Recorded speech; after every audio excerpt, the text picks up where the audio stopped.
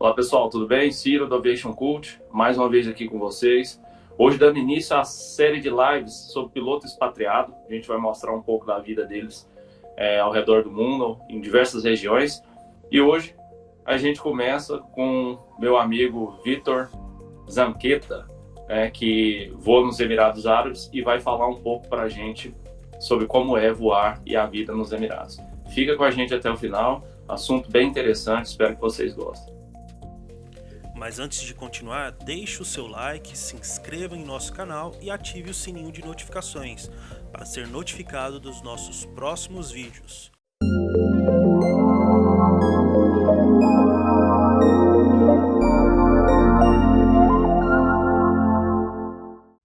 Vitor, tudo bem? Obrigado por você estar participando com a gente, obrigado pela oportunidade, estar participando nesse primeiro episódio, falar um pouco como é que é a vida sobre o Emirados Árabes. Como é que você está? Tudo jóia? Tudo bem, Ciro, obrigado, eu que agradeço, é um prazer estar aqui com você, compartilhando um pouco da minha experiência, da minha vida aqui, voando fora, né? Eu estou residindo nos Emirados Árabes Unidos, é um prazer estar aqui com você, discutindo, conversando, batendo esse papo, levando um pouco de informação para quem é e para quem também não é da aviação, mas é um entusiasta da aviação. Então, vai ser muito bacana. Muito obrigado pelo convite. É isso daí. Bom, pessoal, o Vitor, a gente se conhece há mais de 8 anos aí. O comandante Gustavo ia participar. Infelizmente, ele está com os compromissos, mas na próxima ele está aí. Então, dando início, né? Fala pra gente um pouco do seu histórico profissional, como que você começou na aviação, como você iniciou a carreira. Vamos lá, minha carreira basicamente comecei em 2008, fiz o piloto privado, piloto comercial no Aeroclube de São Paulo. Após isso, eu voei Cênica, Navajo, na minha cidade natal, durante 3 anos aproximadamente. Em 2011, eu fiz minha primeira seleção numa companhia aérea brasileira, passei, voei lá por 6 anos, tive a oportunidade inicialmente de voar Embraer, após voei Airbus por um curto período. Em 2017 foi quando eu dei um passo a mais e decidi aplicar e passei numa seleção numa empresa aérea aqui nos Emirados Árabes e vou completar agora em 2020, julho desse ano, 3 anos já morando aqui. Essa é a história. Bacana, a gente já teve a oportunidade aí de voar junto, fizemos o curso do Airbus 320 lá nos Estados Unidos. Ficamos 40 dias lá, né, Vitão? 40 dias lá. 40 dias enclausurados, só estudando. Exatamente. A quarentena lá, estudando. A quarentena lá, isso aí. Exatamente. Bom, Vitão, e assim, antes da gente começar, eu acho que todo mundo quer saber um pouco, já tá maçante esse assunto, né? Mas assim, seria negligência nossa não tocar no assunto e trazer um pouco para o ambiente do Brasil o que está acontecendo no ambiente dos Emirados, né? Em função da crise do Covid-19. Como é que está a aviação aí? Aqui parou tudo, a gente sabe que é em âmbito mundial, mas eu vejo algumas pessoas ainda em estado de negação, achando que não é uma crise sem precedentes. Como que está a aviação hoje no Emirados? Aqui, como você bem falou, é uma crise mundial. A crise basicamente afetou todas as companhias aéreas do mundo, sem exceção, né? Então, aqui não é diferente. Então, aqui chegou um pouco antes que no Brasil, porque, como todos sabem, a pandemia se iniciou na China e foi vindo do lado oriental para o lado ocidental, passando aqui primeiro, antes de chegar até ao continente América do Sul, América, enfim, né? Bom, status. As companhias aéreas dos Emirados Árabes, a maior parte delas, se não pararam, estão com muitos poucos voos, basicamente foi reduzido quase a nada, estão voando bem pouco mesmo.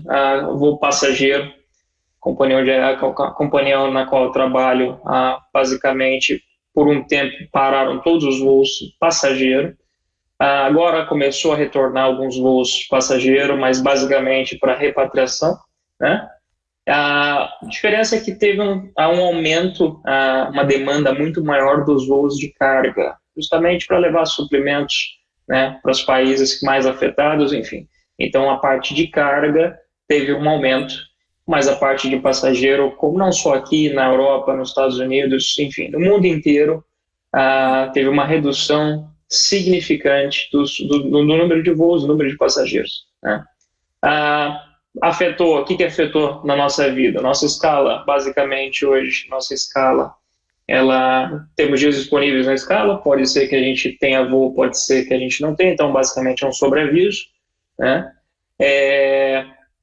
Algumas companhias aéreas aqui deu opção por para férias não remuneradas para pilotos, né? E também redução salarial. Algumas companhias optaram para não haver corte futuramente. Foi uma ferramenta que as companhias aéreas utilizaram justamente para ter uma redução dos gastos nesse tempo de crise e para poder segurar o emprego dos pilotos e dos funcionários. Eu acho que eles estão seguindo meio que um modelo gerencial quase que unânime, né, ao redor do globo. Todas as empresas estão tomando iniciativas desse tipo, né? Mas, Exatamente. enfim, a gente espera que seja algo passageiro, que piloto no chão não ajuda ninguém, né? Piloto tem que estar voando na cabine. Então, enfim, previsão dele lá, né? Pelo que tudo indica, agora, mês de maio, deve começar a retornar lentamente para a operação voltar, lógico que não 100%, mas no mês mais tardar, mês de junho ou julho, a começar a engrenar novamente para que a operação volte, não só da empresa onde eu trabalho, mas das outras empresas também. Essa é o que a gente tem ouvido falar, as notícias vindas da nossa chefia, né? São as últimas informações que a gente tem. Ô Vitor, e dói no coração você ver aqueles aviões todos parados, né? Dói. Por exemplo, Pampulha, Congonhas, Campinas, Belo Horizonte, Confins, né? Então você vê aquela infinidade de avião parados. Fala, tudo parado. Frota inteira. E a gente sabe, né, que não só a companhia aérea deixa de lucrar, deixa de ganhar, e, enfim, tem todo esse prejuízo, mas a gente sabe que avião parado, os aviões começam a se deteriorar, enfim, leva tempo, lógico, a gente sabe, mas avião é feito para voar, avião é uma máquina que é feita para não parar de voar. Lógico, as suas manutenções devidas, volta ativo, mas é bem triste mesmo, é muito triste. Mas enfim, vamos falar de coisa boa, né? Vamos falar de coisa boa. Quando que surgiu o interesse de você ir voar fora? Sempre foi um sonho? Associado a isso, eu já faço uma série de perguntas, né? Que você pode explanar melhor. Bom, quando surgiu o interesse de você ir voar fora? Como você se preparou, tá? E fala um pouquinho como é que foi todo esse processo em tempo, como é que você se preparou, né? Essas coisas assim. Tá. Eu sempre tive esse sonho, né, de poder voar fora. Sempre foi meu objetivo, trabalhar numa empresa aérea internacional, uma empresa aérea grande, relevante. Então, desde que eu iniciei em 2011, na minha primeira linha aérea, eu sempre tive esse sonho. Lógico que eu fiz carreira no Brasil, fui copiloto durante 6 anos, mas eu vi que, como desde o início era meu sonho dar esse passo a mais, em 2017 eu decidi que eu ia aplicar para uma empresa aqui nos Emirados Árabes, que era a empresa que eu sempre tive vontade de trabalhar, que eu sempre tive como minha inspiração. Tá? Lógico, o processo não é do dia para a noite, leva-se tempo até amadurecer a ideia, até que tudo, como todos sabem, tá? As empresas aéreas têm uns mínimos necessários para ingresso, né? Então, são os mínimos requeridos, então levou um tempo até adquirir total de hora de voo, total de experiência para poder aplicar. Mas após isso, quando eu tinha... Te interrompendo um pouco, eu achei legal você falar sobre os Emirados. Eu acho que os Emirados acho que é o destino de todo piloto, assim, que ele gostaria, né? Em termos de aviação, eu acho que é o que há de melhor hoje no mundo. Em termos de condição de trabalho, de salário e tudo mais. Mas, exatamente. Acho que o que diferencia hoje aqui, lógico que sabemos que a China também tem salários atrativos, benefícios atrativos, mas eu costumo falar que, no geral, o pacote aqui é muito bom. Né? Nem tudo se resume a salário, né? Nem tudo se resume a dinheiro. Se resume também a qualidade de vida. Não adianta nada você ganhar um salário muito bom e não ter uma qualidade de vida tão boa. Então é tudo uma questão de opção, cada um tem a sua escolha de vida, tem o seu estilo de vida, e para mim o que mais se adequava ao meu estilo de vida, e dentro das minhas opções como primeiro oficial, né, como copiloto na época, era os Emirados Árabes. Né? Então E eu se decidi, preparou para isso, né? fiz toda a preparação, né? Eu lembro que comecei a me preparar, reuni muitos materiais através de amigos, né? Tinha muitos amigos que tinham os materiais de prova para as companhias aéreas, não só na qual eu trabalho, mas provas em geral, né? Lembro que também me preparei pelo site, aquele Latest Pilot Job, um site muito bom que prepara. Eu paguei o pacote da companhia aérea onde eu estava aplicando, e lá você tem lá todos os steps da seleção, né? E geralmente depende de companhia para companhia, mas geralmente de 2 a 3, são 2 a 3 fases, geralmente, o processo de seleção aqui nos Emirados Árabes. E lá você tem tudo mastigadinho, e aí é contigo. Eles te dão todas as ferramentas e que manda é você estudar e se preparar para fazer o teste. Também paguei do meu próprio bolso algumas sessões de simulador estático no Brasil, na cidade onde eu era baseado. Eu tive essa opção de ir num centro de treinamento lá, justamente para quando eu sabia o que mais ou menos o que era cobrado durante uma das fases, que é o simulador nas companhias aéreas, e só para praticar, para chegar um pouco mais respaldado no dia da seleção, né? E a última coisa que muita gente tem que considerar é a parte de inglês. Então, fiz um reforço no inglês, me apliquei mesmo, com aulas particulares específicas para aviação, conteúdo específico que geralmente a gente discute, que poderia cair na entrevista, né? E essa foi minha preparação, basicamente. Não é do dia para a noite, leva-se tempo. Eu demorei, vamos por aí, quase um ano me preparando para poder aplicar. E isso você já tinha quase 7 anos de companhia aérea, né?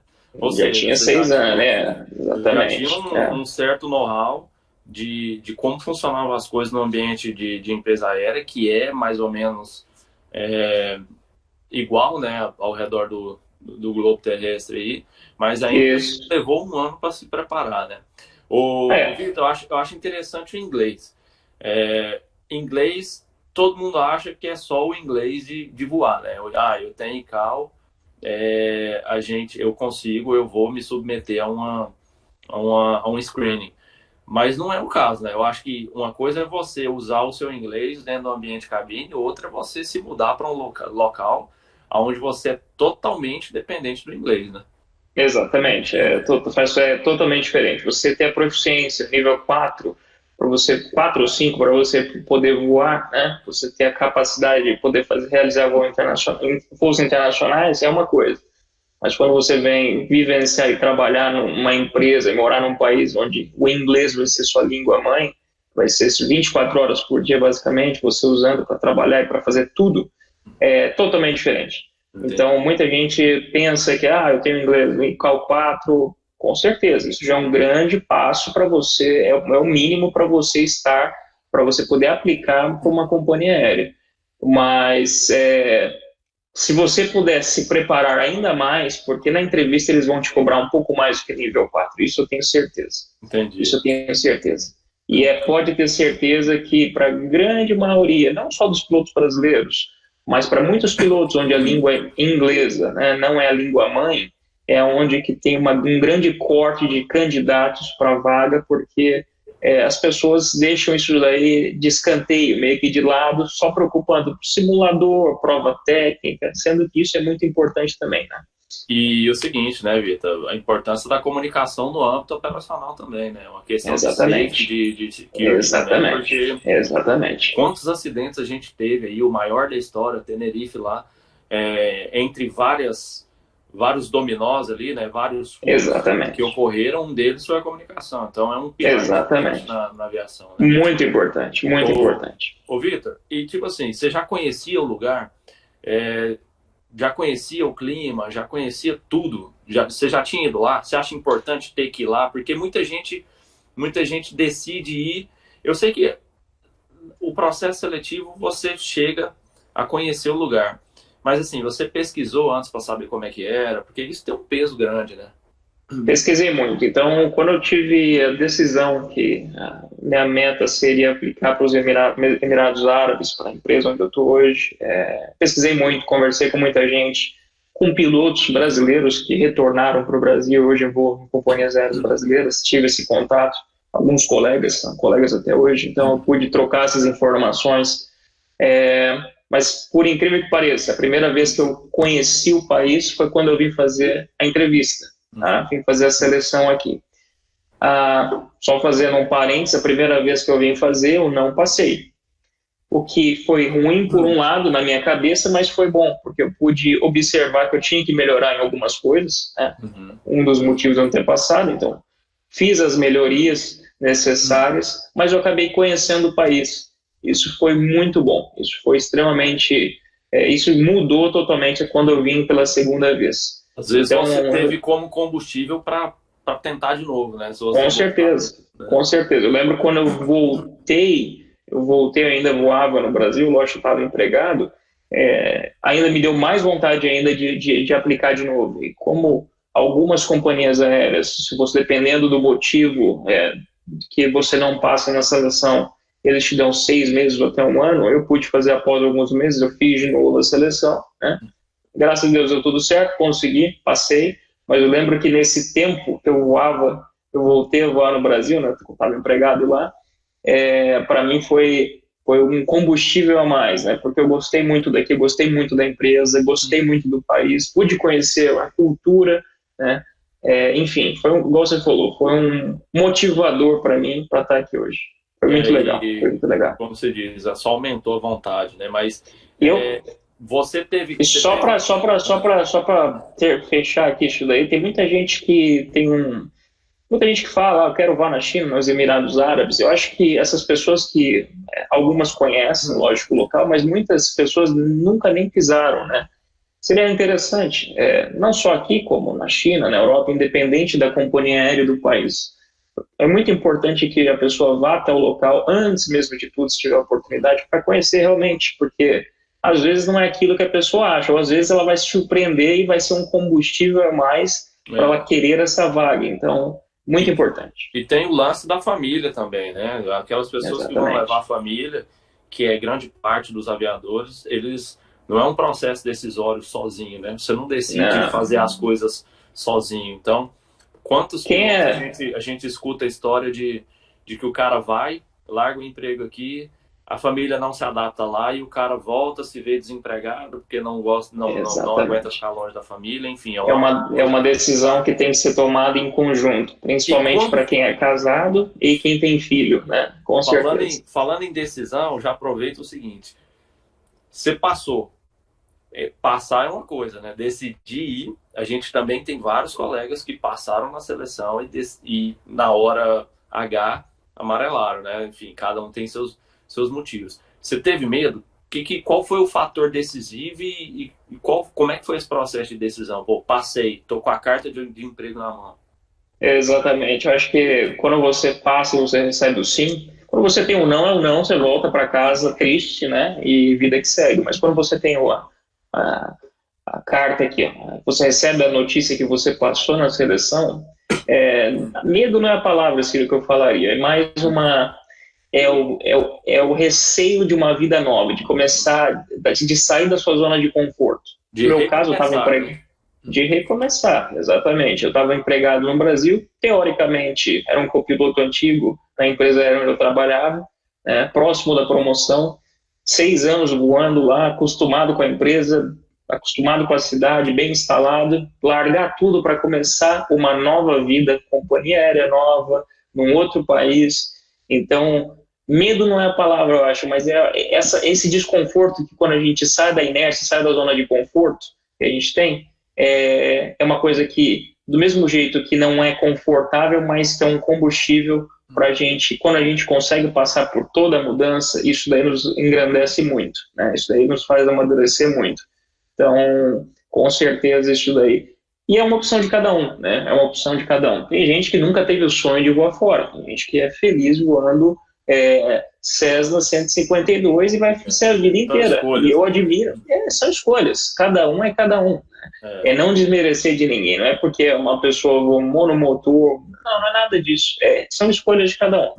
Lógico que a gente sabe que tem gente que tem sonhos e que tem gente que tem sonhos, mas que não se a pessoa não tem vontade, não tem, enfim, não tem aquela, não é nem ganância, mas é querer dar o passo a mais, às vezes até por medo, enfim, por falta de recursos, às vezes. Porque capaz todo mundo né, Vitor? Todo mundo é. Não basta se qualificar.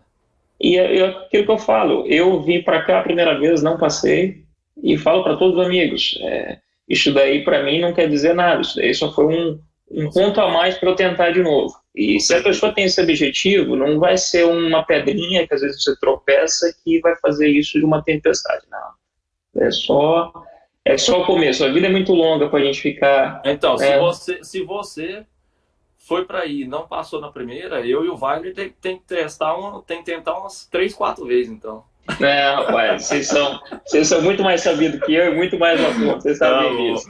Ô, Vitor, outra coisa, esse processo de mudança, como é que é? O cara, quando ele sai do Brasil, agora é uma curiosidade minha mesmo, como é que o cara faz? Porque tem toda uma questão tributária, ele vai receber em dólar, vai receber lá, né? Enfim, como é que fica a questão de tributo? Como é que você faz essa mudança? Você vai sem nada, só com a roupa do corpo? Tem alguém que faz auxílio lá? O ponto principal é o seguinte: quando você não só para piloto, né, mas toda pessoa que se muda do país, ela tem que informar a Receita Federal que ela tem que dar a saída definitiva do país, informando para a Receita Federal. Então se faz uma declaração de saída definitiva, porque senão qualquer provento que você tenha no exterior, qualquer salário, qualquer coisa que você receba fora é passiva à tributação. Então isso daí é um encargo. É uma declaração que você faz, é um imposto de renda, mas você informa que daí você não declara mais imposto de renda, tá? E a Receita Federal te isenta de qualquer ganho que você tenha durante o período que você está fora do país, ela te isenta de tributação. A mudança é uma coisa que eu acho que é a parte mais, vamos dizer assim, mais trabalhosa, porque você tem que planejar toda a sua mudança. Então, se você mora de aluguel no Brasil, você tem que cancelar contratos. Você tem casa, vai deixar a sua casa vazia. Quem tem filho tem que ver como é que vai ser a transferência dos filhos para uma escola nova, né? Falando agora um pouco da família, quem é casado e que a mulher trabalha, por isso tem que ser em comum acordo, né? Quem é casado, a mulher trabalha, tem que ver se a mulher vai ter a mesma condição de trabalho aqui. Lembrando que nos Emirados Árabes muitas mulheres trabalham, é uma opção. Se a mulher quiser trabalhar aqui, tem mercado de trabalho. Religião, né? Apesar de que aqui difere, é um país muito aberto, tá? É um país muçulmano, tá? O Islã é a religião mandatória, é a religião principal, mas é um país muito aberto, né? Tem igreja, Igreja Católica? Não tem. Eu já ouvi falar que existem celebrações, tipo assim, missas, né? Mas a igreja, o prédio em si, eu desconheço. Não tem. Entendi. Mas e a parte, só para fechar, a parte de documentação, isso tudo a gente faz a transferência. Como piloto, eles exigem que as carteiras estejam válidas por 6 meses, para convalidação no país, né? Lembrando, pilotos que não tem logbook preenchido e que tem intenção de voar fora, preencham, comecem a preencher, porque isso é um dos requisitos mínimos quando uma das documentações mínimas que eles vão te pedir é que você traga o seu logbook todo preenchido. E isso, para quem não começou a logar desde o começo, já está, por exemplo, numa linha aérea, voando num táxi aéreo há muito tempo, dá um trabalho e leva tempo. Então, com certeza, isso daí, faça o quanto antes, comece, hoje tem versão eletrônica, vários programas que você consegue inserir, fazer, depois você só imprime, põe uma capa bonita e manda o seu chefe assinar e traz para cá com tudo documentado. Isso é muito importante. Ô Vitor, e beleza, isso aí que você falou é importante mesmo. Eu mesmo não tinha, até um tempo atrás, não tinha uma hora anotada. Agora eu estou começando a anotar. Mas chegou no lugar, como é que é? O que é os Emirados, assim, em termos culturais, de relacionamento com o nativo? Quantos países são? Como é que funcionam as coisas assim? É um país extremamente pautado a sua conduta civil na conduta religiosa, né? Até as Sim, leis têm conotação religiosa, né? É derivado sim, sim. do código religioso deles.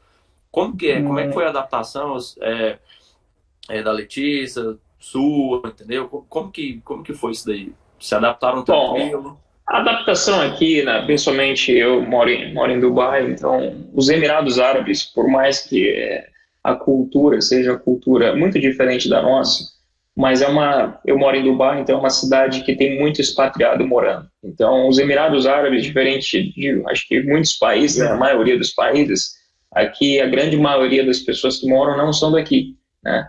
A porcentagem de pessoas locais, os Emiratos, que são os locais, quem nasceu nos Emirados Árabes, a porcentagem não chega a 20%. Então é uma porcentagem muito baixa. Tá? O país aqui é muito bonito, deserto, né? Todo mundo sabe que aqui, a Arábia, enfim, é um país desértico, né? Clima, verão, é muito quente. É muito quente e, para quem não acha, é úmido. O Mas verão aqui é muito Cuiabá é úmido. mais, né? Cuiabá é mais. Olha, eu achei que Cuiabá fosse quente, mas o meu primeiro, quando eu cheguei, que estava bem no meio do verão, e o dia que eu vi no relógio, assim, do carro, que estava marcando 49 e estava úmido, a sensação térmica era de 57, Hum, aí eu falei, nossa, é quente. Então, assim, ó, o verão aqui, o período quente, a gente fala que vai de 3 a 4 meses, depois é só alegria, porque realmente o verão é como o inverno na Europa. No inverno na entendi. Europa todo mundo se esconde no frio, aqui todo mundo se esconde no calor. Essa é a correlação que a gente pode fazer.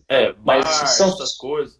O brasileiro tem um comportamento muito específico social, né? Então, se ele quiser ir num bar, comidas típicas, né? Enfim, ele acha de tudo. É uma cidade tudo, internacionalizada tudo. mesmo. Para quem fazer um comparativo, aqui tem, vamos falar, o que a pessoa tem em mente que São Paulo se acha de tudo, aqui é a mesma coisa. Comida do mundo inteiro.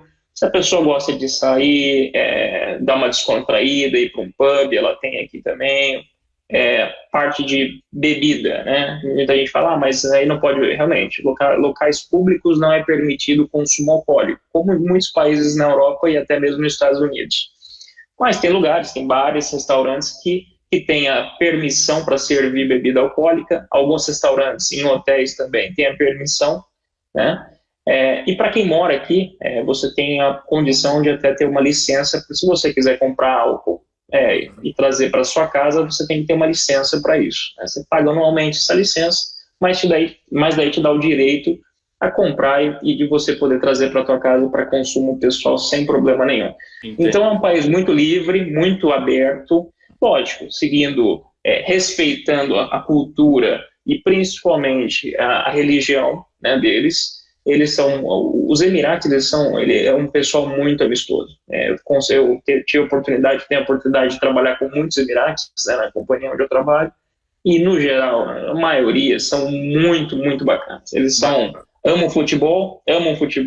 Falar de É. futebol com eles falam melhor que a gente, se bobear, sabem mais de Conhece futebol que mais a que a gente, gente, né? conhecem mais que a gente. Então, assim, ó, Quando eu a for para aí, eu vou adaptação levar a aqui camiseta do Goiás pra galera. Bem pode curtido. trazer, pode trazer, pode trazer.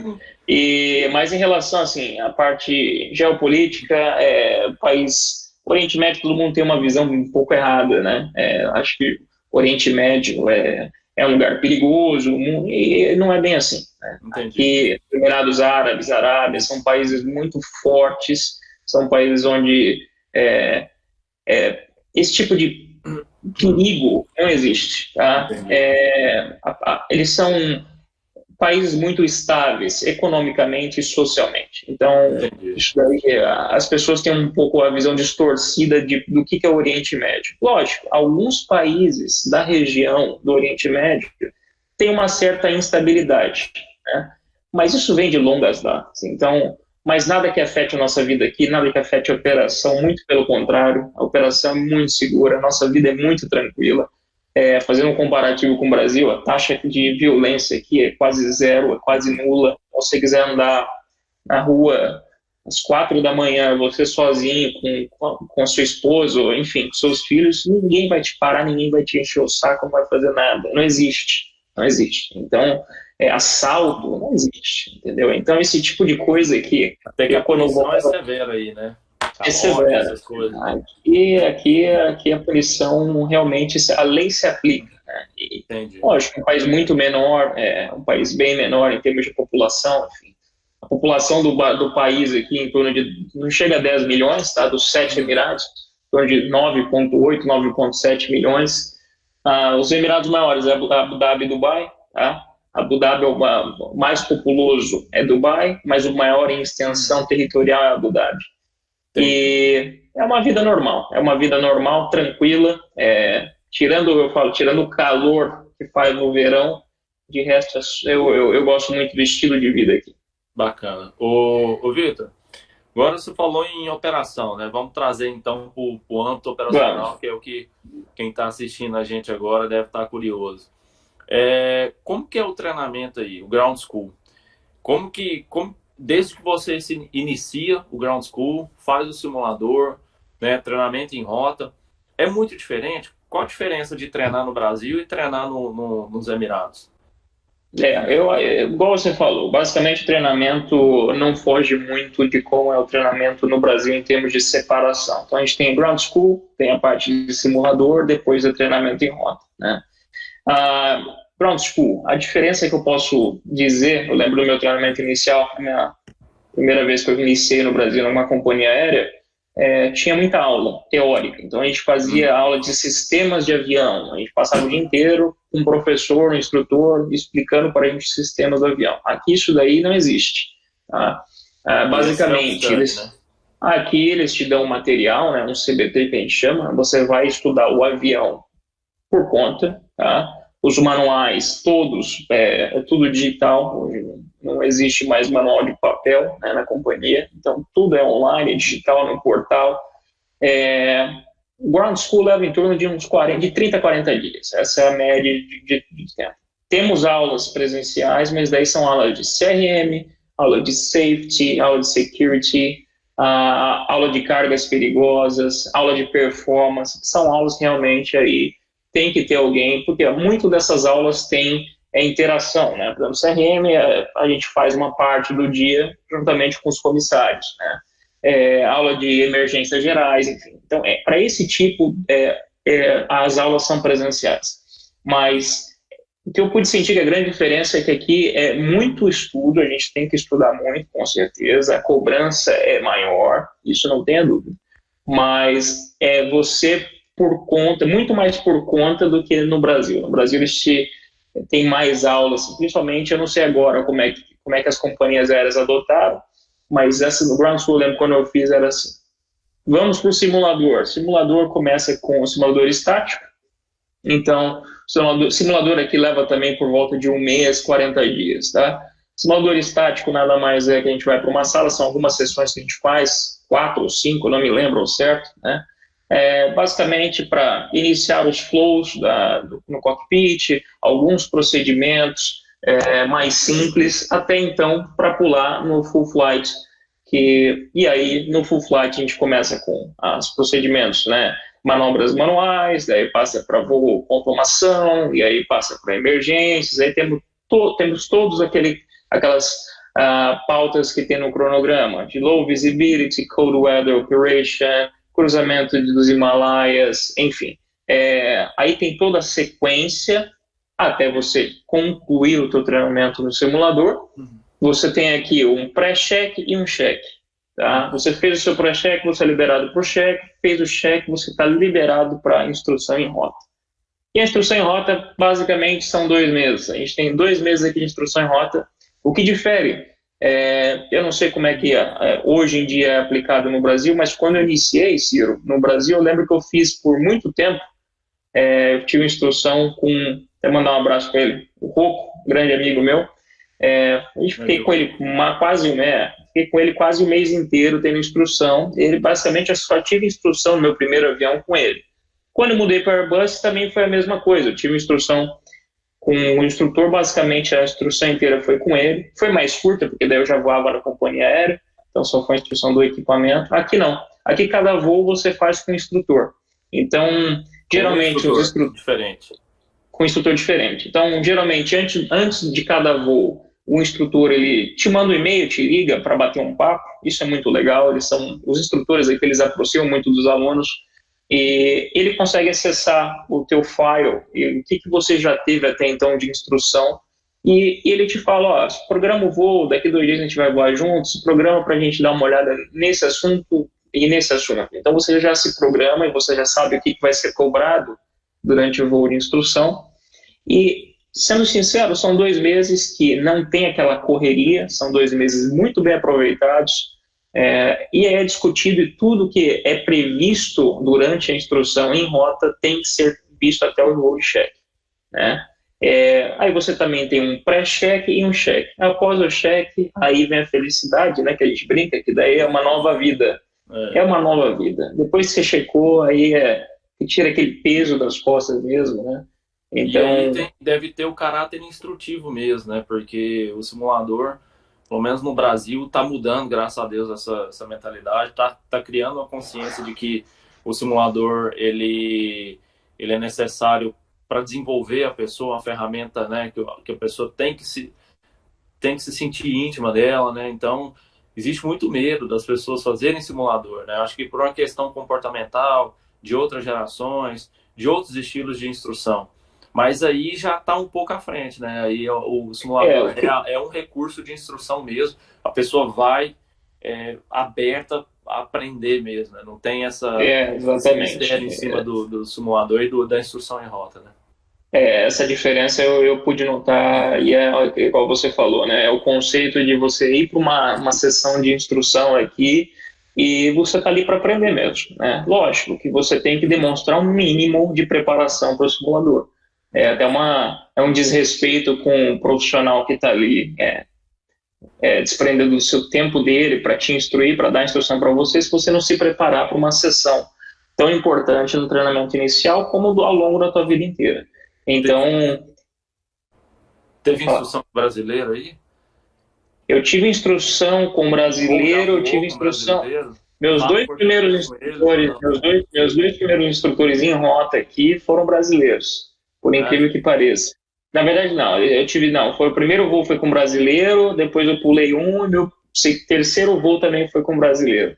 Então tem muito brasileiro aqui, a comunidade brasileira é muito grande, não só na empresa onde eu trabalho, mas nas outras empresas aqui no Oriente Médio também. É um grupo unido, é muito unido, pessoal. A gente tem um grupo aqui que a gente bate papo, discute assuntos de aviação, assuntos do país, enfim. O pessoal é muito unido, né? Então, é bem bacana a comunidade. Você vai voar com um brasileiro, a comunicação toda em inglês, lógico, né? A comunicação, lógico, rádio, por a gente voar fora, né? Tá voando um ambiente internacional, é toda feita em inglês. Mas o bate-papo é em português, não a gente pode falar. E não necessariamente, isso daí. Eu já fiz voo para o Brasil com brasileiro, fazer no setor brasileiro, né? No setor dentro do território brasileiro, que a fonia foi em português. Uhum. Você tem 2 brasileiros na cabine só, você não tem problema nenhum de fazer fonia na sua língua, não tem problema. Então, isso é operacional. É operacional. Lógico, se tiver o terceiro piloto ou um quarto piloto que não fale a língua, aí, lógico, até uma questão de educação, né, e operação também, né, lógico, com certeza, aí você obrigatoriamente fala em inglês. Mas já teve. É um cenário diferente, né, desculpa te interromper, mas na China a gente tem relato de que, por exemplo, o estrangeiro está voando com chinês e o chinês fala em chinês com eles mesmo e acabou. Inclusive já circulou um vídeo na internet há muito tempo atrás, não sei se você eu lembro. Na China, que eu sou o comandante do voo, o mecânico está conversando chinês com mandarim aí, sei lá, com chinês, e eu tô sem saber de nada, enfim. Então, isso aqui. Isso aqui mesmo. Os profissionais respeitam muito aqui, Ciro. Isso não importa. Às vezes eu tô, por exemplo, mesmo se eu estiver voando com um exemplo, tá? Eu tô indo fazendo um voo para a Itália com um comandante italiano e a gente pousa lá, o mecânico é italiano. Os 2 vão falar inglês, né? Isso daí por respeito à terceira pessoa, no caso eu, que não vou entender nada. eles até podem falar, assim, às vezes a gente chega lá, tá fechando o voo, tal, fazendo o cheque de abandono ali, aí entra o mecânico, eles até se cumprimentam italiano, brincam, fazem uma brincadeira ou outra, mas se vai falar alguma coisa operacional, sempre em inglês, sempre em inglês. E isso é primeiro por respeito, né? Respeito pro profissional que está ali. E já aproveitando, por exemplo, você levantou uma questão interessante. Aqui no Brasil, assim, embora seja raro, acho que no mundo inteiro, né? A gente tem problemas de natureza de CRM, né? Mas aqui no Brasil, em teoria, não era para ter. A gente está imerso em uma mesma língua, em uma mesma nacionalidade, embora de culturas diferentes, né? Mas não tão diferente como empresas do Emirados Árabes, né? Ou seja, tem gente do mundo inteiro. O que você acha que faz essa diversidade cultural funcionar? O que você acha qual o segredo-chave? Porque é muita gente, é muita nacionalidade. Para as operações fluírem de forma harmônica, assim, o que você acha que é o... Eu acho que são duas coisas que são muito importantes. A primeira é que começa lá atrás na seleção dos pilotos.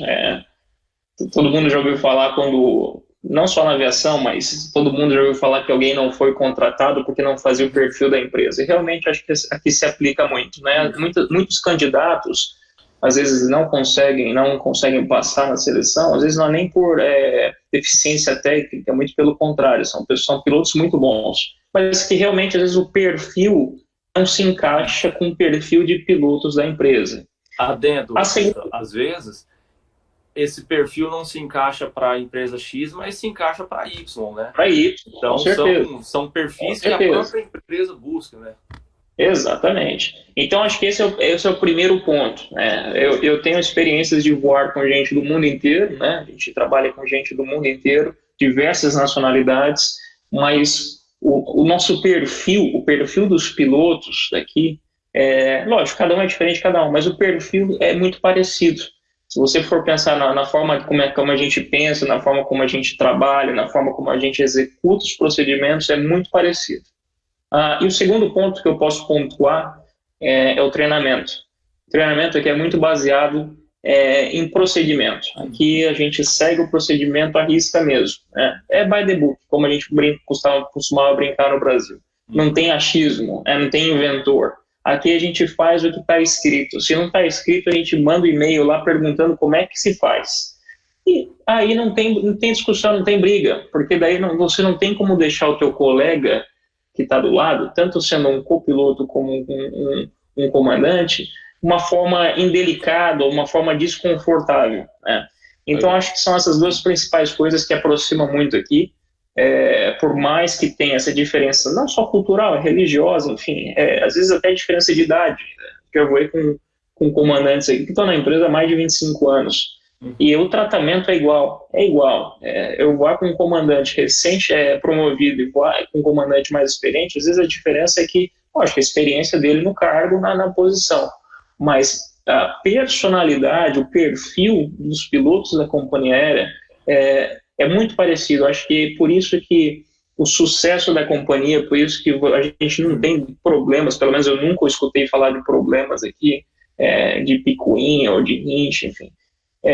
No Brasil, só fazendo uma comparação, tá? No Brasil também a gente não voou na época antiga que a gente costumava falar que tinha power distance, que o copiloto não podia nem falar nada. Não, a gente não voou. Mas a gente sabe que quando a gente começou quando a gente sabe que em 2011 eram pouquíssimos, 0,01%, mas sempre tinha aquele ovelha negra que todo mundo que olhava na escala falava, meu Deus do céu. A gente estava na transição de gerações, né? Na verdade. Exatamente.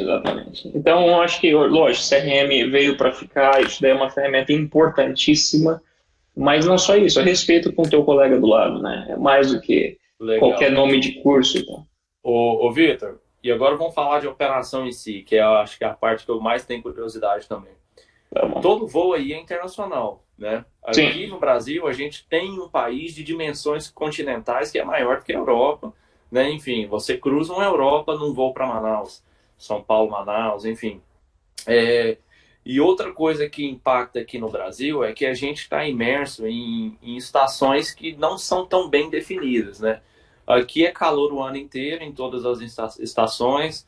Aqui pode chover o ano inteiro, em todas as estações. No inverno não é aquele frio de cair neve. Enfim, como você voa o mundo inteiro, e todo voo aí é internacional, você está imerso em uma gama de operação muito maior do que a nossa, né? Com E o certeza. Com piloto tem certeza. que estar inserido no game. Se eu precisar fazer um de-ice, anti-ice hoje, por exemplo, eu vou ter que sentar, papirar, buscar, né? Não está no sangue ainda, porque é uma coisa que não é típico da minha rotina. Como que é voar aí e estar imerso em todas essas variáveis, né? Porque você vai para a Rússia, que é menos 20 graus, você pousa no deserto com 50 graus, enfim, como que é se preparar para essa diversidade tão grande de operação? Ciro, eu acho que o ponto principal é a preparação, igual você falou, né? Aqui eu vejo, eu sinto que os pilotos realmente se preparam para o voo. Então pode ser um bate-volta aqui para o lado, para o Kuwait, um voo de 1h10, e pode ser um voo ULR para os Estados Unidos. Os pilotos se preparam. Por mais que você já tenha ido no destino, por mais que você já conheça, esteja familiarizado, aqui, eu vou falar no meu caso, tá? Um dia antes do voo, eu sento, perco lá 20, 30 minutos para dar uma olhada, principalmente no aeroporto onde eu estou operando, os alternados, os planos de voos mais recentes para ver qual aproximação que eles estão usando, tá? Combustível extra, se eles estão usando combustível extra para chegar lá, e o motivo, se tem NOTAM, se não tem. Então, tudo começa com planejamento. A parte de diferentes operações que a gente tem aqui, né, operação cold weather, operação no gelo, hot weather, operação em clima muito quente, operação em região elevada, né, isso daí é treinamento, isso daí é dado a gente tem simuladores, e isso daí eles enfatizam a cada 3 meses a gente tem simulador aqui, depois a gente vai discutir um pouco mais sobre isso, mas isso é dado de tempo em tempo, são fases aqui que a gente tem que cumprir, e a cada fase é um cenário novo. Então, isso é coberto nos simuladores. Mas eu posso te adiantar. Toda vez que um exemplo, a gente vai para um voo no inverno europeu. A gente chega na Europa, a gente sabe que a gente vai ter que, na volta, fazer provavelmente um de-ice anti-ice. Provavelmente, tá? Dependendo das condições.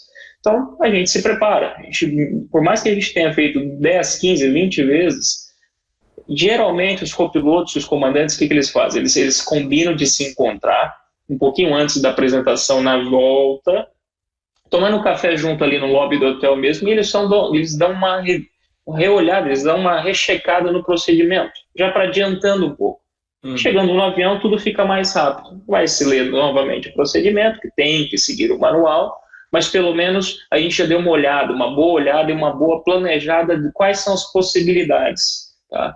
Então, a base de tudo na aviação, na minha opinião, é o planejamento. Você se preparar antes e depois do voo, né? Antes e durante o voo, mas esse é o ponto principal. E a operação diária, Ciro, que eu tenho para falar aqui, como é um mix de bate e volta, voo curto, voo médio, voo longo, isso acaba te motivando e não te pondo numa situação de ficar acomodado. Diferentemente, às vezes, quando eu voava no Brasil, que conhecia quase todos os aeroportos principais, a gente estava lá mês sim, mês não, às vezes fazia... Tem pista no Brasil que você nunca pousou. Se você não pegar o artista, você sabe qual é a pista em uso, né? Você vê tanto que as coisas são previsíveis. Exatamente. São mais previsíveis. E aqui é muito dinâmico, né? Às vezes, assim, eu faço um voo para um destino, um exemplo, a gente vai para o Bahrein, um mês. Mês que vem pode ter taxiways fechadas. E que para quem voa, principalmente para quem voa um avião grande, faz diferença, né? Então, isso aí, tudo você tem que ser olhado com calma. Minha preparação, geralmente, como eu falei, eu me preparo sempre antes do voo. Eu imprimo algumas coisas relevantes, imprimo carta de aeroporto, eu sou meio old school.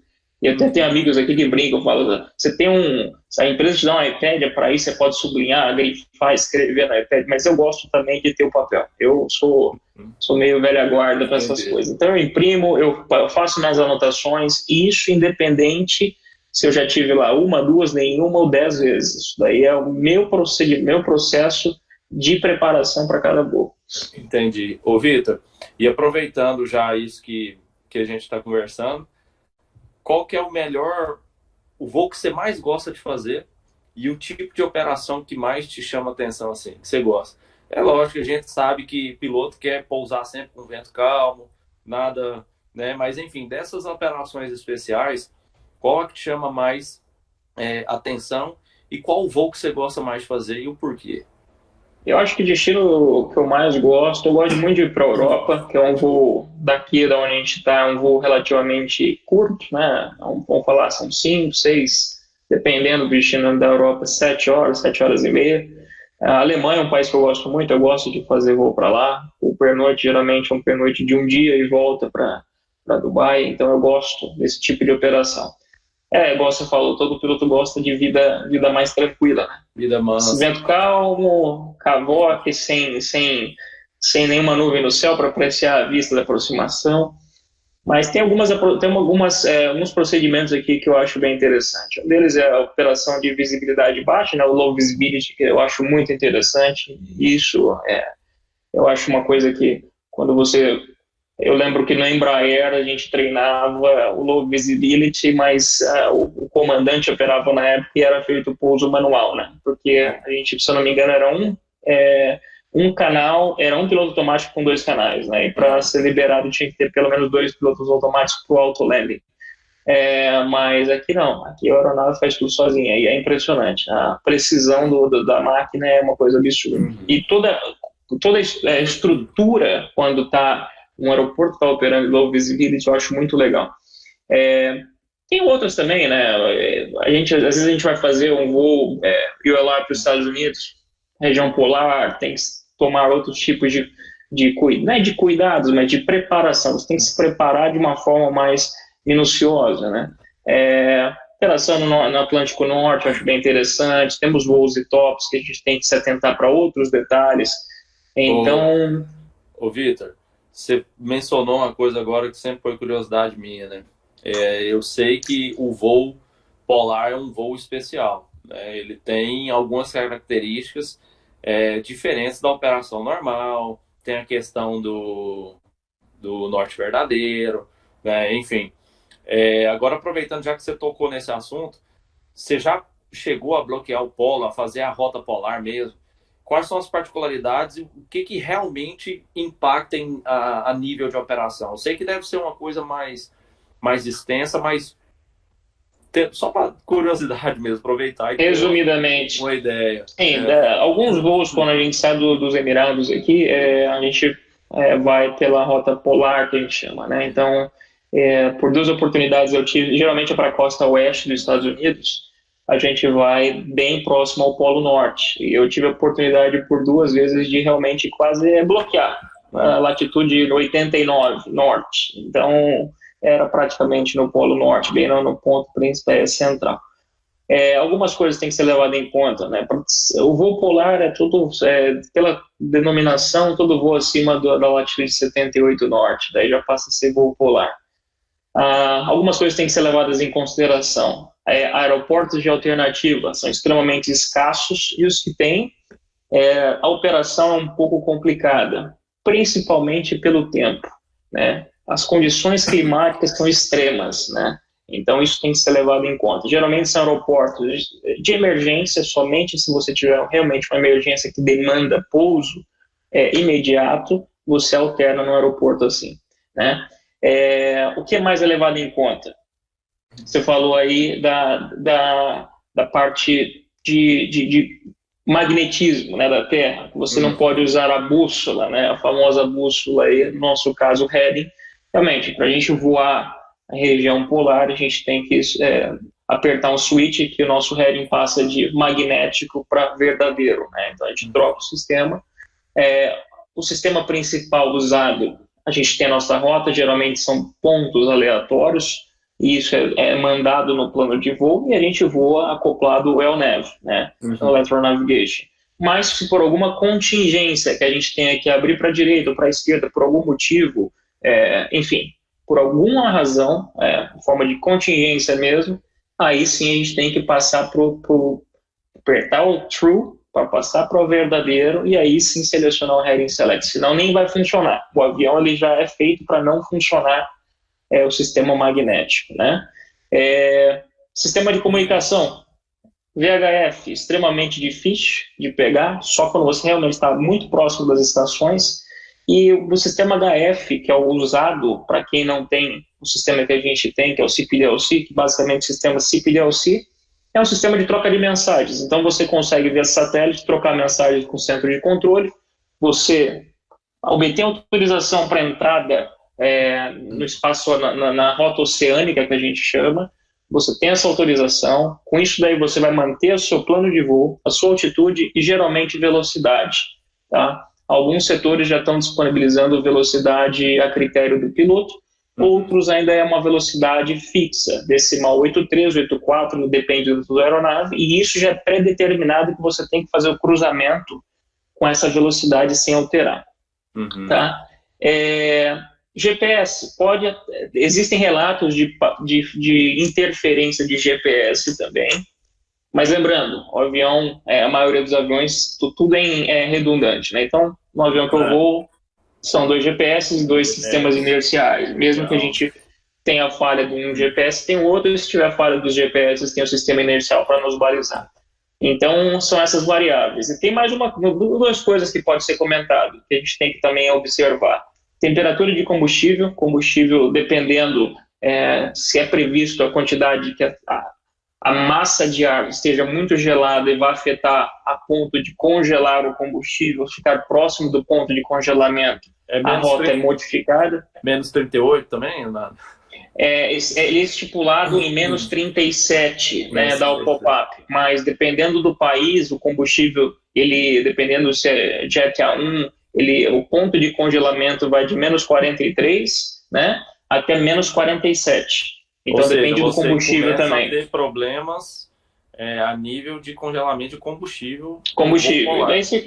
Exatamente. Então, se tiver isso, tem um procedimento, basicamente, é acelerar o avião. Se você acelera, tem uma tabelinha de conversão, né? Se você acelerar um pouco o avião, faz com que a linha de combustível circule mais e aqueça mais pela troca de difusor do óleo, né? Óleo com combustível, né? Ou se não, também você mudar de nível. E daí, dependendo se você troca de nível, às vezes tem uma massa de ar um pouco mais quente ou embaixo ou em cima, daí depende, você vai ter que olhar no teu plano de voo, você também tem essa diminuição, o aumento da temperatura de combustível no seu sistema.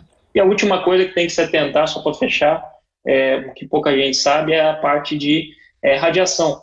Radiação que muita gente não sabe, que nos polos, dependendo do grau de certas épocas do ano, existem níveis de radiação que o ser humano pode ficar exposto. E isso é feito por dados... Essa é nova para mim.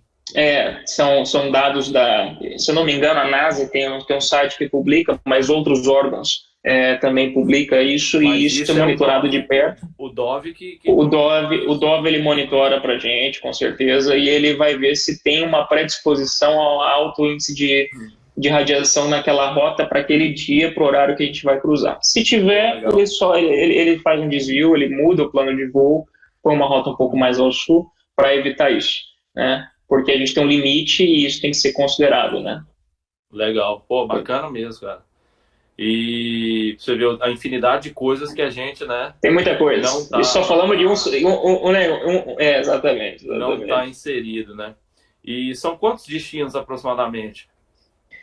Olha, Ciro, a companhia aérea onde eu vou, acho que é para mais... O voo mais longo também, né? Você voa no 77, né? Eu estou no 77. São destinos, eu acho que são mais de 100, se eu não me engano. Posso estar falando uma besteira, mas eu acho que são mais de 100.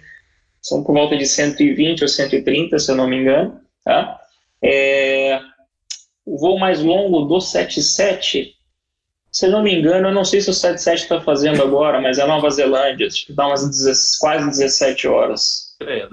Nunca fui para lá, o voo mais longo que eu fiz até hoje foi para Fort Lauderdale, que deu 16 horas e 30 minutos daqui. Eu acho que para mim não funcionava. 16 horas. É longe. É longe. Dependendo do voo, esse para Fort Lauderdale estava no limite, porque a gente, lógico, vai, como muitos pilotos sabem, a gente vai em duas tripulações, né? Então são dois sets de pilotos. E dependendo da extensão do voo, tem voo, por exemplo, para Nova Zelândia, que são dois descansos no voo. Então os pilotos, pelo nosso manual, a gente tem que descansar duas vezes, né? Então, de tão grande, tão extenso que é muito tempo. É muito loucura tempo. Mesmo. Ô Vitor, mas lógico que você não tem só destinos, né, tão bons assim, igual você falou, Europa, enfim. Eu vou puxar um assunto aqui que eu acho que é interessante, porque o Oriente Médio, ele é um barril de pólvora, na minha opinião, né, em termos de conflito. Talvez não os Emirados, mas toda aquela região ali ao redor tem uma série de conflitos ocorrendo ou prestes a ocorrer, né? Tem Israel, questão de Israel, tal, enfim. Tem muita área restrita, proibida, por zona de guerra, por zona de conflito. Tem algum aeroporto em que você tem que ter uma preocupação com a segurança em si do voo por questões de conflito? E já aproveitando, falando de security em geral, né? Localidades onde você tem orientações mais específicas de security. Porque eu te pergunto isso, porque no Brasil, embora a gente viva num mundo globalizado hoje, eu sinto que o security ele é levado muito pouco a sério, né? E eu tô te perguntando por você voar em uma região onde o security é fundamental. Então fala um pouquinho disso para a gente, por favor. Sim, o nosso grupo de safety e security aqui lógico, são separados, mas trabalham em conjunto, porque um complementa o outro. E isso eu tenho que tirar o chapéu para eles aqui. No geral, a companhia ela é muito boa, mas o pessoal, falando agora de safety e security, eles trabalham 24 horas por dia, 7 dias por semana, tem uma sala de crise o tempo inteiro, 24 horas monitorando mesmo os voos da empresa, e isso faz muita diferença. Como você mesmo disse, tem destinos que a gente são monitorados muito próximos, por ser destinos que, igual você falou, são países que têm uma instabilidade, às vezes, política, que demanda um monitoramento mais próximo, né? Para esse tipo de destino, basicamente, a gente tem um briefing que a gente tem que seguir, a gente tem que fazer, são alguns procedimentos, né, que é nos passado. Então, basicamente, a gente recebe o sinal verde se a gente, naquele dia, a gente pode ir ou não, dependendo de como está a situação do país. Isso daí é um procedimento que eles realmente monitoram, e se não for seguro para operação por algum motivo, eles simplesmente, como já aconteceu eles simplesmente falam, pessoal, se hoje o espaço aéreo, enfim, não está seguro, então o voo vai ser cancelado, né? Isso é uma medida, eu vejo que muitas companhias, lógico que todas as companhias têm equipes de safety e security, mas aqui é levado muito a sério. Então, isso é um ponto muito positivo das principais companhias aéreas aqui. Eles realmente levam isso a sério, né? A parte de security, para a gente, no nosso caso, a empresa ela olha muito para os funcionários, né? Não só para os passageiros, mas para os funcionários também. Então, tem alguns destinos, eu poderia até incluir um destino que é o Brasil, que deveria estar incluso isso, porque a gente tem alguns, que é um país que a gente sabe, eu sou brasileiro, amo meu país, mas a gente sabe que passa por uma crise econômica, e isso gerou um certo nível de violência que é muito alto. Em alguns países, realmente, a gente tem algum suporte do país. Então, tem, às vezes, no deslocamento entre o aeroporto e o hotel, a gente tem pessoal que nos escolta, justamente para nos resguardar. Isso eu acho muito legal da empresa. Não é que vai acontecer alguma coisa, mas eles preferem evitar que aconteça um hotel. Num país desse, eu nem do hotel saio. Não. E aí a recomendação realmente, não só em países assim, mas a recomendação, por exemplo, temos recomendação no Brasil para evitar sair, né? Porque realmente, imagina para um estrangeiro que não conhece, vai para uma cidade grande, igual São Paulo, Rio de Janeiro, e aí ele não sabe, ele pega um táxi, um Uber, vai para um lugar onde é extremamente perigoso, não fala língua, então é um risco para o funcionário, né? E então a companhia aérea ela é muito preocupada com isso. Isso eu acho extremamente fundamental. porque a gente opera no mundo inteiro e a gente sabe que nem todo lugar são mil maravilhas e é um conto de fadas, né? Então isso tem que ser levado em conta. Se está lá no escrito, a gente tem todo destino no nosso portal, a gente tem as instruções, o que é bom, o que não é, o que tem para fazer, o que não tem, o que é recomendado e o que não é recomendado. E é bom seguir aquilo ali. Eu acho bom. Acho muito bacana. O Vitor, outra questão cultural que agora que eu lembrei que me veio em mente, a gente estava falando sobre a diversidade cultural e tal. Tem a questão do passageiro também, né? Passageiro aí, basicamente, é passageiro do mundo inteiro, todos juntos, o árabe, né, o ocidental, enfim. Mas eu tive a oportunidade uma vez de conversar com um comandante que voa na DHL, e esse comandante falou uma coisa interessante, que ele falou em tom de brincadeira, e eu acabei ficando assim, pô, será que é verdade? Copilotos ou comandantes árabes, né, da região do Islã, predominante aí. A gente sabe que eles têm horário para orar, né? Enfim, tem que ser direcionado para a cidade sagrada. Isso realmente acontece? Como é que fica isso? Já viu acontecer na cabine? Eles param realmente em determinada hora, haja o que houver, vai lá e faz a reza deles? É normal?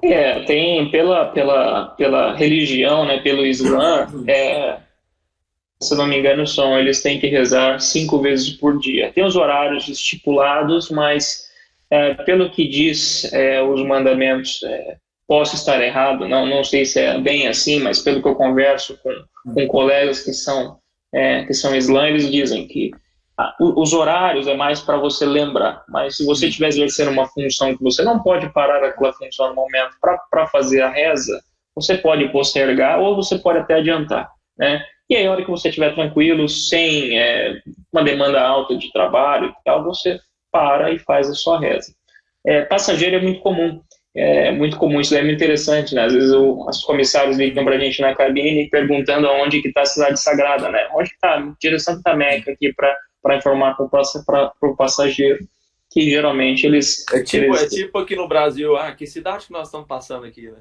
Exatamente, eles pedem onde que está Meca em relação ao avião. Então, sei lá, nossa relação está em 6 horas. Então, um passageiro, no caso, ele vai iniciar a reza dele, virar a posição de 6 horas do avião, que é a cidade sagrada. É assim que é feito no Islã, né? Os muçulmanos rezam assim. E já aconteceu, claro, aqui a gente voa com muitos comandantes locais e muitos comandantes que não são daqui, mas são muçulmanos também. E acontece, lógico, ele não vai parar uma decolagem para fazer isso. Mas assim que é possível, ele faz na posição dele, ele levanta, ele vai ali atrás da cabine, ali mesmo com uma cabine grande, faz a reza dele, volta para o seu posto de trabalho, que é totalmente previsto, né? Primeira vez, lógico que a gente não está acostumado, né?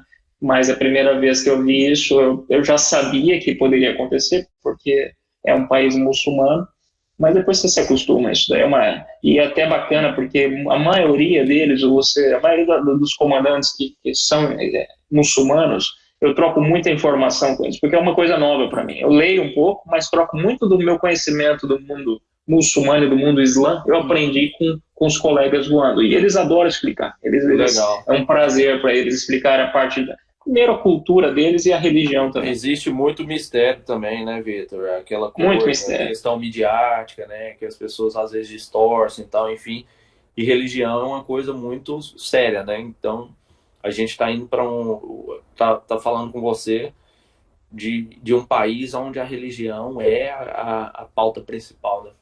Então, sim, a religião, em todo país que o Islã é a principal religião, a religião determina muito como é que é regido o país, né? É diferente no Brasil, que é um país laico, aqui não. Aqui o Islã que predomina, quase 75% da população aqui é Islã, né? É muçulmana, e as leis, a forma como é conduzidas as decisões do país são baseadas, lógico, na cultura do país, né? na forma de política do país, mas muito vem da religião.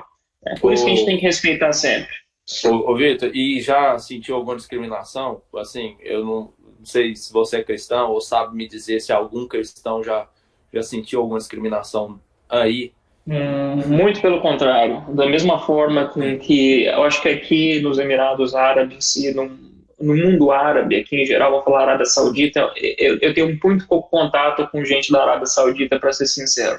Mas vou falar na minha vida aqui, da minha experiência. Nos Emirados Árabes não existe discriminação, né? Você pode ser católico, budista, evangélico, não importa a sua religião. Ninguém vai te julgar, muito pelo contrário, todo mundo vai te respeitar. Por isso que o país vive em uma harmonia entre as pessoas, gente do mundo inteiro. Eu estou para te falar que em Dubai, se não tiver gente de todos os países do mundo, está próximo disso, Tá morando próximo. aqui, trabalhando aqui. Então você encontra gente do mundo, literalmente do mundo inteiro, morando aqui, ou se não, de passagem aqui como turista ou a trabalho temporário. E essa relação é muito amistosa, eles respeitam muito. Nunca me senti ofendido, eu sou católico, mas nunca fui ofendido, muito pelo contrário, eles respeitam muito, da mesma forma que nós respeitamos eles, que é primeiro que é o país deles, né? Segundo que é a religião, e é uma forma mútua de respeito que eu nunca vi em lugar nenhum. Não é porque Legal. você é católico, não é porque você é muçulmano, não. É tudo. Parece que é tudo a mesma religião, tudo do mesmo sangue. É bem legal. O respeito é muito grande. Muito bom. Ô, Vitor, diante disso tudo que a gente conversou, agora acho que o último questionamento cabível seria: qual a diferença entre ser piloto no Brasil e ser piloto nos Emirados? Qual a principal diferença diante disso tudo que você expôs e tudo que você viveu aqui no Brasil? Olha, ser piloto aqui, piloto aí, se você for olhar, o papel é igual, tá? Eu sinto que aqui a responsabilidade é a mesma, isso aí indifere, mas o que eu posso dizer é que a empresa, por ser uma empresa grande, ela espera que você corresponda à altura. Então eles te dão um pacote muito bom, eles te dão um conforto de vida muito bom, mas eles querem algo em troca, eles querem um profissionalismo, eles querem um nível alto de operação, e é o mínimo, porque você, falando no português claro, você é pago e bem pago, você tem benefícios para isso, e é o mínimo que eles vão te exigir em troca, é um profissional à altura, né? Não que não tenhamos isso no Brasil, não estou dizendo isso, existem excelentes profissionais no Brasil, muito, muito bons profissionais no Brasil mesmo, a grande maioria. Minha formação é daí, e só para deixar claro, a base que eu tive no Brasil quando eu vim voar aqui foi muito boa, excelente. Então isso é muito importante, né? Às vezes tem essa mistificação, falar, mas o piloto brasileiro é excelente, ele é muito bem visto aqui, tá? Eles até brincam aqui que a gente é uma máfia aqui, né, no bom sentido, porque a gente se ajuda e a gente, basicamente, a gente vai a fundo mesmo. Legal. Temos exemplos de pilotos aqui, instrutores, checadores aqui que vieram há um tempo já, né, e que são muito respeitados. E a gente faz, com certeza, a gente não é de bandeja que a gente tem essa reputação aqui, é porque realmente os pilotos que vieram, os pilotos brasileiros aqui, eles estudam, eles se aplicam, eles são profissionais ao ponto de receber esse reconhecimento dos outros pilotos também. Legal. Mas, Ciro, eu acho que a grande diferença, vou fazer um comparativo aqui, tá? Eu lembro quando eu voava no Brasil como primeiro oficial, e hoje voando aqui, como o primeiro oficial aqui, ele, principalmente quando você e o comandante, ele te traz para dentro das decisões, né? Aqui a gente sabe que a decisão final sempre vai ser do comandante, tá? A responsabilidade final vai ser do comandante. Mas aqui o copiloto ele tem essa responsabilidade mútua. A empresa cobra isso, tá? Tanto que se acontece algum motivo, a empresa vai falar, mas você estava ali também, tá? Então, isso é posto muito em prática, lógico. Um dos motivos disso é que os copilotos, os primeiros oficiais, um dia eles vão ser promovidos. E a empresa espera que eles cheguem no período da promoção já preparados. E isso é dado não só na operação diária, como na operação que a gente tem nos simuladores. Pelo menos um dia do simulador tem um exercício que é só para os primeiros oficiais. que a gente vai desenvolver a capacidade de decisão. Oh, Então, legal. um cenário é um cenário que o comandante ele passa a ser o copiloto e o copiloto passa a ser o comandante. Ele pode dar pitaco, ele pode falar, mas quem a decisão final vai ser, no caso, o copiloto que ali está fazendo o papel de comandante. E ali vai, lógico, dependendo do desenrolar do cenário, você vai ter um feedback depois, né, um debriefing com o instrutor, e aí você vai ver o que você errou, onde você pode melhorar. Então a empresa, ela espera que você desempenhe um papel aqui, não de um copiloto, ela quer um papel como um segundo em comando sempre. Isso que é o ponto principal. E o respeito que as pessoas têm.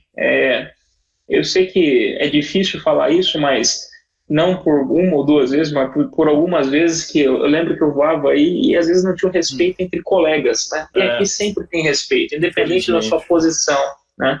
Não importa se você é comandante, copiloto, se você é comissário que acabou de entrar, não importa. Todo mundo que está dentro de uma aeronave ou em volta da aeronave trabalhando na operação é importante para a operação. E às vezes uma informação faz toda a diferença, né? Aí que vem a parte do CRM que é tão importante. E essa que eu acho a principal diferença que eu senti quando eu mudei para cá. Legal. E todo mundo sabe o que tem que ser feito, né? Enfim, exatamente, as coisas funcionam. Exatamente. Então, eu acho que eu ficaria aqui falando com você mais umas 2, 3 horas, né? Sugando. Assunto temos, né? Assunto temos. Assunto a gente tem de sobra, né? Mas eu queria te agradecer pela oportunidade. Espero que a gente tenha outras oportunidades. Você falou aí sobre o cruzamento do Himalaia. Pelo fato de você ter mencionado, eu sei que deve ser uma coisa muito legal. Vamos fazer um vídeo sobre isso depois, explicando, exemplificando as principais operações. Enfim, a gente quer contar com você sempre. Quero te agradecer por você ter disponibilizado o seu tempo, se disponibilizado a fazer isso com a gente. Você sabe que tanto para mim, tanto para o Gustavo Buarques, é especial. Nós somos amigos, acima de tudo. Isso é muito bom, né? A aviação traz para a gente grandes amizades. Eu fiz grandes amizades e você é uma dessas. Então, justamente por te conhecer e confiar no seu trabalho, saber o quão competente você é que a gente fez esse convite para você dar início a essa série de lives e bate-papos. Muito obrigado. A gente espera por uma próxima oportunidade. E estamos esperando você aqui no Brasil e eu já estou me autoconvidando para ir aí, tá? Olha, Ciro, foi um prazer mesmo esse bate-papo. Não tem nem palavras por esse convite que você e o Buarques, né, me fizeram para iniciar essa série que vai vir por aí. Muita informação bacana. Eu pude expor um pouquinho da minha vida aqui, do meu aprendizado durante esses 3 anos, pouco tempo, mas foi um prazer poder dividir esse pouquinho da minha experiência aqui até então. Tá? Faço as mesmas palavras, consideração por você, pelo Buarques. A gente entrou, acho que junto na mesma companhia aérea no Brasil, aí basicamente a diferença de um mês, acho que a minha turma para a tua, né, em 2011, E desde então a gente tem uma amizade muito bacana, não só você, mas o Buarques também. Eu voei muito com o Buarques, é uma pena ele não estar aqui hoje, não poder devido ao compromisso, mas deixo aqui meu abraço para ele, um abração para o Buarques. E sempre que vocês precisarem, a gente vai trocar ideia, vai bater um papo. Tem muito assunto e sempre que possível a gente vem aqui, vai ser um prazer. Muito obrigado, Ciro. E falando do convite, você e o Buarques estão mais que convidados. A hora que vocês quiserem, vem aqui, vai ser bem bacana. Que além de vocês passearem, conhecerem aqui, eu convenço vocês dois a virem morar aqui também. Pronto. Meu querido, obrigado. E o pessoal que nos assistiu até agora, queria agradecer. E fica ligado que semana que vem a gente tem outro bate-papo especial com outro convidado nosso, falando sobre outra região do globo terrestre e como a aviação vai por lá, ok? Muito obrigado a todos e até uma próxima oportunidade.